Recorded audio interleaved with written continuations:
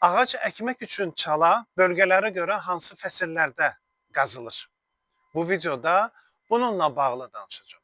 Əgər sizə maraqlıdırsa, ekrana, monitora, telefona bir balaca yaxın oturun, yaxın gəlin, səsi də artırın, kanalı dəyişməyin, başlayaq. Salam bağbanlar və bağ həvəskarları, hər birinizi salamlayıram. Artıq dediyim kimi bu videoda ağac əkilməsi üçün çalanın bölgələrə və fəsillərə görə nə zaman qazılmasından danışacağam. Naxçıvanda Lənkəran-Astara zonası, Dağlıq zona və Mərkəzi Aran zonasında çalalar nə vaxt qazılır və niyə? İlk öncə başlayaq ondan ki, bundan qabaqki videolarımın birində ağac əkmə qaydası haqqında danışanda orada belə bir şey demişdim ki, ağac üçün çala daha öncədən qazılmalıdır. Ümumiləşdirilmiş halda deyim, sonra konkretləşdirərəm. Əgər payız əkini eləmək istəyirsinizsə, o zaman siz ağac üçün çalanı avqust-sentyabr ayında qazırsınız. Avqust-sentyabr ayında qazılan çalanı günəş yaxşıca qurudur, yaxşıca çala havalanır və sizin əkmək istədiyiniz ağacı payız üçün əkininizi eləyirsiniz oktyabr, noyabr aylarında. Amma təbii ki, bölgənizdən asılı olaraq şaxtalı zonada noyabrda artıq şaxta olur.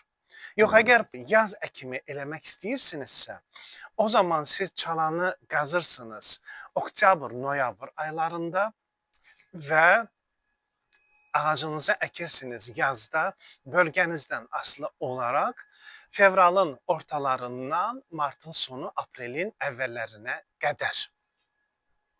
Bu ümumiləşdirilmişdir. Çala qazılması barədə biraz məlumat verim sizə. Çala əvvəlcədən qazıldıqda qazdığınız çalaya oksigen daxil olur. Aerob bakteriyaların fəaliyyəti başlayır. Torpaqda olan zərərli qazlar, bu amonyak ola bilər, bu metan ola bilər, bu hidrogen sulfit ola bilər, bu xlor ola bilər. Digər kimyəvi zərərli qazlar, yəni bitkilərin çürüməsindən və yaxud da həşəratların çürüməsindən yaranan zərərli qazlar torpaqdan xaric olur. Əgər yayda qazmısınızsa payız əkini üçün günəş onun içini qurudur, havalandırır. Zərərli bakteriyaların günəş məhv edir, öldürür. Əgər qışda qazmısınızsa, dediyim kimi oktyabr, noyabr aylarında qazmısınızsa, yaza qədər bu qalırsa, şaxta əgər varsa, şaxta göbələk xəstəliklərini, ziyanvericiləri məhv eləyir. Torpağın qazdığınız çalanın özü, hətta çalanı qazdıqdan sonra onu sulamalısınız. Bu tip prosedurları eləyirsiniz ki, sizin çalanız artıq hazır olsun. Ağac üçün çala hansı ölçüdə, hansı dərinlikdə qazılmalıdır? Əgər ağac almışsınız, bu ağacın kök hissəsinin genişliyi 20-30 sm, yəni kök topu 20-30 sm genişlikdədirsə, o zaman ondan 2-3 dəfə artıq, yəni 40-60 sm genişliyində ağac üçün bir çala qazırsınız. Dərinliyi nə olur? Ağacın kök boğazından, keçən səfər göstərmişdim. Deməli, ağacın kök boğazı torpağın üst qatı ilə alt qatının birləşdiyi nöqtədir. Həmin o nöqtədən aşağı ağacın kökünün hündürlüyü 20 sm, 30 sm, 40 sm-dırsa aldığınız ağacdan asılıdır. Ondan 1,5-2 dəfə dərin qazmalısınız. Qazdığınız çala torpağınızdan asılı olaraq və dediyim bütün o prosedurlardan əlavə, yəni aerob bakteriyaların fəaliyyətidir, sonra oksigenin daxil olmasıdır, göbələklərin isti və yaxud da şaxtanın təsirindən məhv olmasıdır. Bunların hamısını bir qırağa qoyduqdan başqa qoyuruq bir qırağa. Ondan başqa qazdığınız çalada bir prosedur daha eləməlisiniz. Bu prosedur da nədir? Əgər torpağınız gillidirsə, torpağınız sərtdirsə, mütləq şəkildə çalanın dibinə 10 sm hündürlüyündə drenaj eləməlisiniz. Bu çınqıl da ola bilər, bu kərpic ovuntusu da ola bilər. Drenaj nədir? Sizin verdiyiniz su həmin o drenaj vasitəsilə axar gedir. Yəni torpağınız çox yaş qalmır. Torpağınızdakı ağacların kökü yaş qalmır. Çünki siz ağacı əkəndə mütləq şəkildə kök boğazını, bundan qabaqki videoda demişəm, kök boğazını dərin batırmırsınız, bastırmırsınız. Və dediyim kimi hündürlükdən 1,5-2 dəfə dərin olduğu üçün sizin verdiyiniz su ağacın kökündə daima qalmır. Ağacın kökünü çox suyla boğmuş, çürütmüş olmursunuz. Drenaj onun üçündür. İndi keçək əsas məsələyə. Bayaqdan elə bu videonun başlığında da dediyim bölgələrə görə hansı zaman ağac üçün çala qazılmalıdır. İlk öncə başlayaq mərkəzi aran zonasından. Abşerondan başlayır ta Gəncəyə kimi bu gedir. Mərkəzi aran zonası. Quru iqlimi var.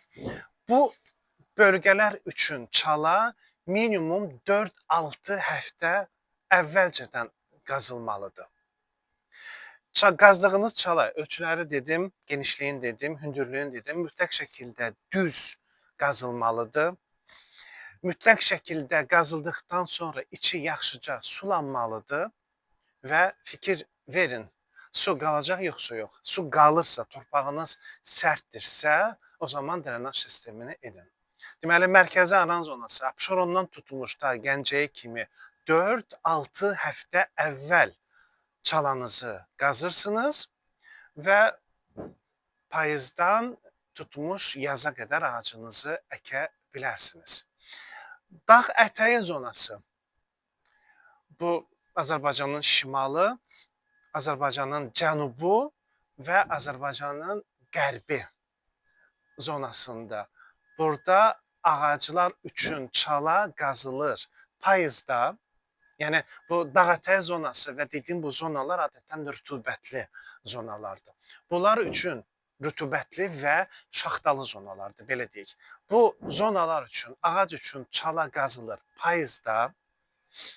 Dediyim kimi, oktyabr, noyabr aylarında, əgər şaxta yoxdursa, noyabrda, şaxta varsa, oktyabrda qazılır. Gözləyirsiniz, torpaq qəşəng havalanır, şaxta bütün mikrobları, ziyan vericiləri, göbələk xəstəliklərini məhv eləyir. Bunu dedik. Deməli, dağ ətəyi zonalarda çalanı qazırsınız payızda və ağacınızı əkirsiniz yazda. Keçək Naxçıvan zonasına. Naxçıvanın iqlimi kontinental iqlimdir. 2 il Naxçıvanda yaşamışam, hərbi xidmətimi Naxçıvanda keçirmişəm. Naxçıvan üçün darıxıram, düzün desəm. Naxçıvanlılar zəhmət olmazsa səs eləyin, şərhdə yazın. 2 il orada yaşamışam və oranın iqliminə çox yaxşı bələdəm. Qış çox soyuq, çox şaxtalı, yay da çox isti olur. Naxçıvan zonasında da ağaclar üçün çalanı payızda qazırsınız, yazda quraqlığa dözümlü ağac seçib əkirsiniz. Zonalara görə bunları sizə deyəcəkdim. Ağac üçün çalanın əvvəlcədən qazılmasının bir elmi əsası da var. Torpaqda biokimyəvi proseslər gedir. Yəni, nitratlaşma prosesi gedir. NH4 amonium ionları NO3 nitrat ionlarına çevrilir. Torpaqda faydalı mikroblar yaranır. Torpağın toksikləşmə dərəcəsi azalır. Yəni, bu elmi cəhəti də bunlardır. Beləliklə, videonu deyəsən biraz uzun elədim. Üzürlü sayın, tez-tez danışa bilmirəm.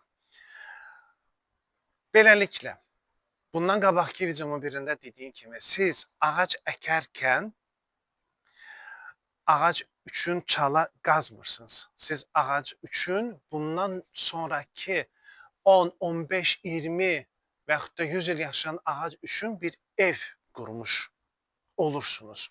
Ona görə də çalışın ağacınız üçün bünövrəni, ağacın evinin bünövrəsini yaxşı qoyun. Beləliklə dostlar, demək istədiyim bu qədər idi. Əgər videom sizə faydalı oldusa, burada aşağıda solda bəyən düyməsi var. Bəyən düyməsinə basa bilərsiniz. Bəyənmədinizsə dislike eləyə bilərsiniz. Abunə olun, çünki ardıcıl videolarım hələ də gəlir. Ardı da var. Elə indi birini də daha video çəkəcəm. Ağacların kök dərinlikləri barədə. Maraqlıdırsa abunə olun ki, izləmədə qalasınız və şərhlər. Mütləq şəkildə sizdən şərhlər gözləyirəm. Bölgələrin adını çəkdim. 2 il yaşadığım bölgənin adını çəkdim. Şərhlərinizi gözləyirəm. Suallarınızı gözləyirəm. İradlarınızı, təkliflərinizi yazın şərhlərdə. Demək istədiyim bu qədərdir. İzlədiyiniz üçün təşəkkür edirəm. Sağ olun.